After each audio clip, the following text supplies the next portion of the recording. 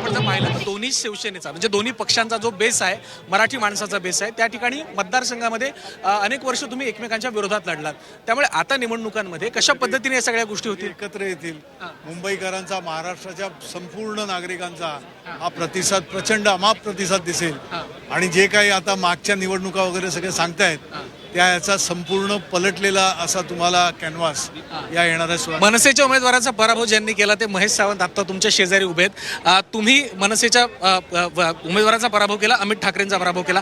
आता तुम्हाला सोबत काम करायचं महापालिकेमध्ये, कसं आव्हान असेल? मी पहिल्याच दिवशी ज्या नाहीये, मराठी माणूस हा नेहमी भावनिक आहे आणि तो मराठी माणसाच्या पाठी सक्षमपणे उभा राहील. मुंबईत वेगळं चित्र पाहायला मिळेल. दोन्ही ठाकरे बंधू पहिल्यांदा एकत्र येत आहेत, 2 दशकानंतर येत आहेत. ठाकरे बंधूंचाच महापौर होणार आणि मराठी महापौर होणार. धन्यवाद.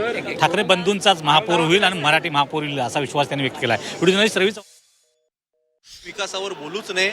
समोर जो कोस्टल रोड दिसतोय हा हे सुद्धा आम्हीच केलेलं काम आहे, याचं श्रेय सुद्धा आमचंच आहे. आयत्या पिठावर त्यांनी रेघोट्या ओढू नये. परप्रांतीय मुस्लिम मतांचा सातत्यानं उल्लेख केला जात आहे. यांना कशा प्रकारे आता युती सामावून घेतलं जाणार आहे? नाही बघा कसं आहे माहिती आहे का, मुंबईत राहणारा माणूस मग एकदा तो जर मुंबईकर झाला की आम्ही त्याला मराठीत समजतो.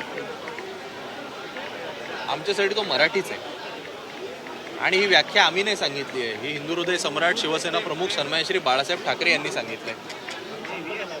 तुझं आडनाव काही असेल, तुझी मूळ भाषा काही असेल, तुझं जर मराठी माणसावर, मराठी भाषेवर प्रेम असेल, तुम्ही जर मराठी माणसासोबत एकसंध होऊन राहत असाल, आमच्यासाठी तुम्ही मराठीच आहात. या सगळे आमच्या सोबत आहेत.